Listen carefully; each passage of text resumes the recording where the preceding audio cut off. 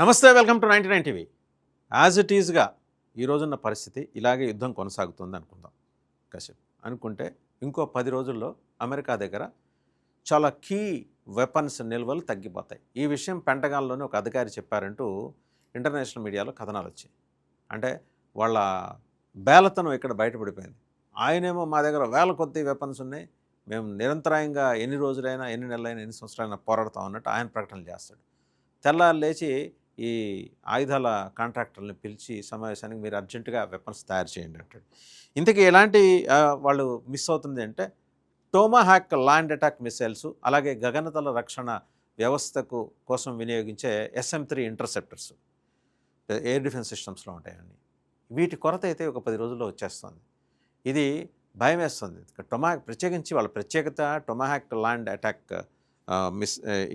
Attack missiles ఇవి తగ్గాయంటే రేపొద్దున యుద్ధ రంగంలో ఇబ్బంది ఎదుర్కోవాల్సిన అవసరం ఉంటుంది. మరోపక్క ఇరాన్ మీద ట్రంప్ సైనిక చర్యను పరిమితం చేసే తీర్మానానికి వ్యతిరేకంగా 53, అనుకూలంగా 47 ఓట్లు. అంటే చాలా నేరో మార్జిన్ తోటి చావు తప్పి కన్నులట్టపై ఆ వ్యతిరేకత నుంచి ట్రంప్ బయటపడ్డారు. సో యుద్ధం కొన్ని వారాల కంటే ఎక్కువ కాలం కొనసాగితే భవిష్యత్తులో యుద్ధానికి సంబంధించిన అధికారాల తీర్మానం మీద చర్చ జరగాలి, అది ఓటింగ్కి రావాలని పట్టుబట్టారు. సో ఇలా ఇప్పుడు డెమోక్రాట్లతో పాటు రిపబ్లిక్ కూడా దీనికి స్వరం కలిపారు. ఎంత దండగ మారి ఖర్చు పెడుతున్నాడు ఈ పక్క దేశంలో ప్రజాస్వామ్య పునరుద్ధరణ కోసం, అదే వేరే దేశంలో, పక్క దేశం కాదు.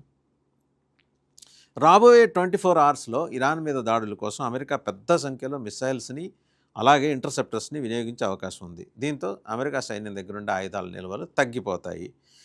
ఇందాకే చెప్పు టొమాహాక్ land attack missiles, SM-3 interceptors, యుద్ధ నౌకల నుంచి ప్రయోగించే ఇంటర్సెప్టర్ల కొరతను కూడా అమెరికా ఎదుర్కొంటుంది.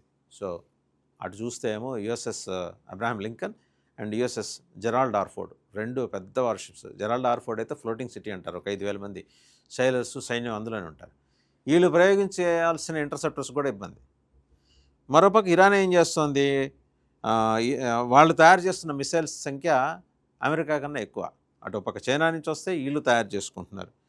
ఇరాన్ ప్రతి నెల 100కు పైగా మిసైల్స్ని తయారు చేస్తుంది. మరి అమెరికా ఏం చేస్తుంది? అమెరికా అందుకనే ఆయన పిలిచాడు, ఆయుధ ఉత్పత్తిని వేగం చేయాలని చెప్పేసి ఆయన ట్రంప్ రక్షణ కాంట్రాక్ట్, డిఫెన్స్ కాంట్రాక్టర్స్ తోటి మీటింగ్ పెట్టాడు. లాక్హీడ్ మార్టిన్, రేథియాన్ పేరెంట్ లాంటి ప్రముఖ కంపెనీలు కూడా హాజరవుతాయి. ఈరోజు జరుగుతోంది.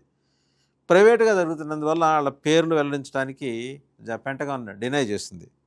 ఇరాన్ ఆపరేషన్ ఎక్కువగా ఆయుధాలపైన ఆధారపడినందున వల్ల నిల్వలు పెంచుకోవాలంటే ప్రొడక్షన్ పెరగాలి.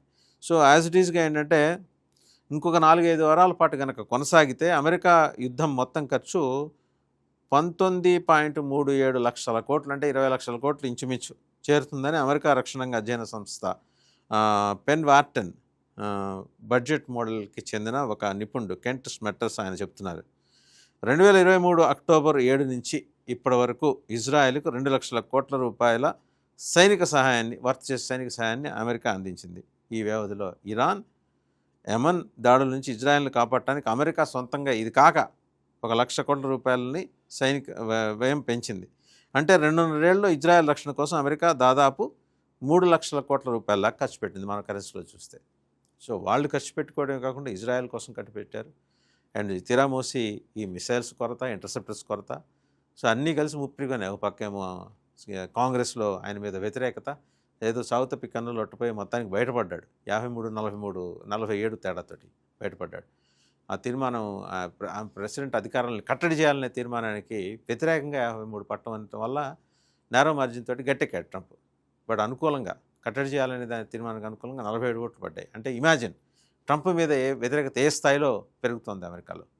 సో ఓవరాల్గా ఏంటంటే ఇంకో 10 రోజుల పాటు యుద్ధం జరిగితే అమెరికా ఖాళీ.